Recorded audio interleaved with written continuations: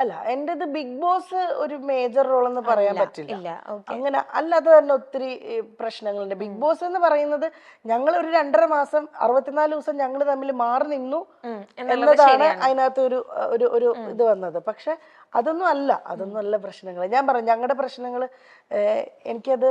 അത് ഞങ്ങളുടെ വീട്ടിനകത്ത് തന്നെ നിന്നോട്ടെ.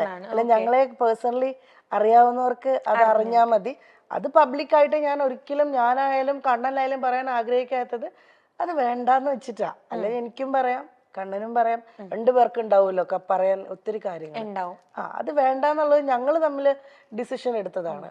മോൻ വളർന്നു വരെയല്ലേ, ഞങ്ങൾ അവന്റെ കാര്യം മാത്രമേ ഇപ്പൊ ശ്രദ്ധിക്കുന്നുള്ളൂ. അവന്റെ കാര്യം നോക്കി അവന് നല്ലൊരു അച്ഛനാണ് കണ്ണൻ, അവന് നല്ലൊരു അമ്മയാണ് ഞാനെന്നാണ് എന്റെ വിശ്വാസം. അപ്പൊ അങ്ങനെ അങ്ങ് പോട്ടെ, അവന് ഹാപ്പിയാണ്. അവന്റെ ടീച്ചേഴ്സ് പറയാറുണ്ട് അവിടെ സിംഗിൾ മദേഴ്സ് ഉണ്ട്, അച്ഛന്റെ കൂടെ മാത്രം ഉള്ള കുട്ടികളുണ്ട്. പക്ഷെ അവരെ പോലെ ഒന്നുമല്ല. അമ്പാടി ഫാദേഴ്സ് ഡേ വരുമ്പോ അമ്പാടിക്ക് അവിടെ കാർഡ്സ് ചെയ്യുമ്പോ ഈ ഫോട്ടോ ഞാൻ കൊടുത്തു വിടും, പാസ്പോർട്ട് എടുത്തിട്ട് കണ്ണന്റെ. അങ്ങനെ അവൻ എവിടെയും ഒരു പ്രശ്നം വരരുത്. അവൻ ഹാപ്പി ആയിട്ടിരിക്കണം, അത്രേ ഉള്ളൂ. അത് പുള്ളി അങ്ങനെ തന്നെയാ. എന്തായാലും മോനെ വിളിക്കും, പറ്റുന്ന പോലെയൊക്കെ വീഡിയോ കോളിൽ ചെയ്ത് സംസാരിക്കും. അവന് ഫോണുണ്ട്, അവന്റെ ഫോണിൽ വിളിക്കും. ചിലപ്പം ഈ കളിയുടെ കൂടുന്നതുകൊണ്ട് ഫോൺ എടുക്കത്തില്ല, വേഗം കട്ടിയിട്ട് പോകും. അതിപ്പോ എന്റെ അടുത്തുനിന്ന് ഷൂട്ടിങ്ങിന് ആളിവൻ പോയാലും കിട്ടാൻ വലിയ പാടല്ല. അതില് വലിയ നടനായി പോകും. ഇവിടുന്ന് പോയാ കഴിഞ്ഞാ ജിജിയമ്മയൊക്കെ കൊണ്ടുപോകുന്നത് എനിക്ക് ഷൂട്ടല്ല എന്തെങ്കിലും തിരക്കുണ്ടെങ്കിൽ. അപ്പത്തേക്കിനും വിളിച്ചാ വരെ പോലില്ല. പിന്നെ ആ ലോകത്തിലാ. പിന്നെ രാത്രിയിലൊക്കെ അമ്മ ഷൂട്ടിങ് ഉറക്കം വരുന്നത് ഭയങ്കര സംഭവമാണ്. ചേച്ചി പോവാറുണ്ട് അവന്റെ കൂടെ? വല്ലപ്പോഴും ഒക്കെ പോവാറുണ്ട്. പക്ഷെ കണ്ടിന്യൂസ് നിക്കത്തില്ല ഞാൻ.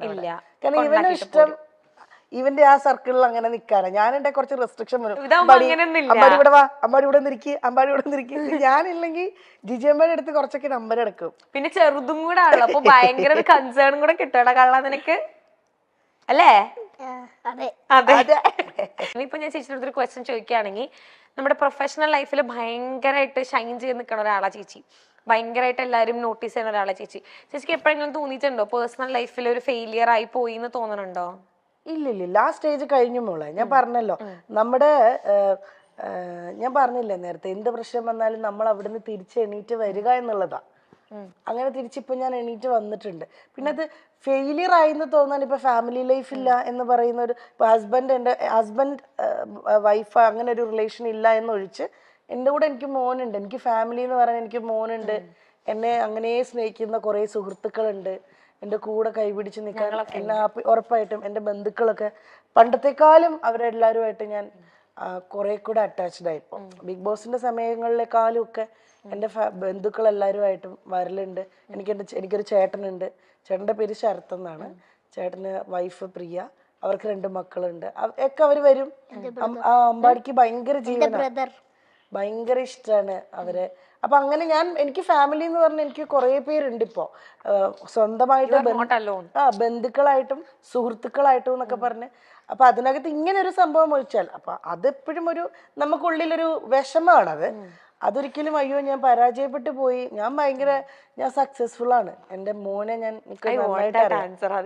ഞാൻ സക്സസ്ഫുൾ ആയിട്ട് തന്നെ ഇരിക്കുന്നത്. എൻ്റെ മോനെ നന്നായിട്ട് എനിക്ക് നോക്കാൻ പറ്റുന്നുണ്ട്, അവന്റെ കാര്യങ്ങൾ നോക്കാൻ പറ്റുന്നുണ്ട്, അവൻ ഹാപ്പിയാണ്. ആ രീതിയിൽ ഞാൻ 100% സക്സസ്ഫുൾ ആണ്. ഇൻഡസ്ട്രിയിലും വലിയ കുഴപ്പമില്ല. അതിങ്ങനെ ഇങ്ങനെയാണ് പൊയ്ക്കൊണ്ടിരിക്കുന്നത്. കയറി ഇറങ്ങി അത് ഞാൻ പറഞ്ഞ ഒരു ബ്രേക്ക് ത്രൂ കിട്ടുന്നവരെ നമ്മൾ ക്ഷമിക്കുക, വെയിറ്റ് ചെയ്യാന്നേ ഉള്ളൂ. ആ വെയിറ്റ് ചെയ്യണം, ബാക്കിലോട്ട് പോവാതെ, അത്രേ ഉള്ളൂ. എനിക്ക് ശരിക്കും ചേച്ചി പറയുമ്പോൾ ശരിക്കും ഫീൽ ചെയ്യുന്നുണ്ട്. ഇപ്പൊ ഞാൻ ചേച്ചിയുടെ അടുത്ത് ആ ക്വസ്റ്റ്യൻ ചോദിക്കാനുള്ള കാരണം എന്ന് വെച്ചാൽ കുറെ ഇപ്പൊ സൊസൈറ്റിയിലാണെങ്കിലും കുറെ പേരുടെ വിചാരമുണ്ട് ഇപ്പൊ സെപ്പറേറ്റഡ് ആയി എന്ന് പറഞ്ഞു കഴിഞ്ഞാൽ ദാറ്റ് മീൻസ് ഒക്കെ എന്തൊക്കെയോ തീർന്നു പോയി, അല്ലെങ്കിൽ ലൈഫിന്റെ എന്താണ് ഫുൾ സ്റ്റോപ്പ് ആയി എന്നൊക്കെ. ബട്ട് ചേച്ചിയുടെ അടുത്ത് ആൻസർ കിട്ടാൻ വേണ്ടിയിട്ടാണ് ഞാൻ ശരിക്കും ചോദിച്ചത് കേട്ടോ. അത് എനിക്ക് അങ്ങനെയൊക്കെ തോന്നിച്ചൊരു സമയം ഉണ്ടായിരുന്നു. പക്ഷെ അങ്ങനെയുള്ളവർക്ക് വേണ്ടിയിട്ടാണ് അങ്ങനെ ഒരു പക്ഷെ അതൊന്നുമല്ല. ഇപ്പൊ അമ്പാടി ഉണ്ട്, അമ്പാടിക്ക് ഒത്തിരി കാര്യങ്ങൾ ചെയ്യാനുണ്ട്. എനിക്കിപ്പോ 34 വയസ്സ് കഴിഞ്ഞു, എനിക്ക് ഇനിയും കിടക്കുകയാണ് ഒരുപാട് വർഷങ്ങൾ.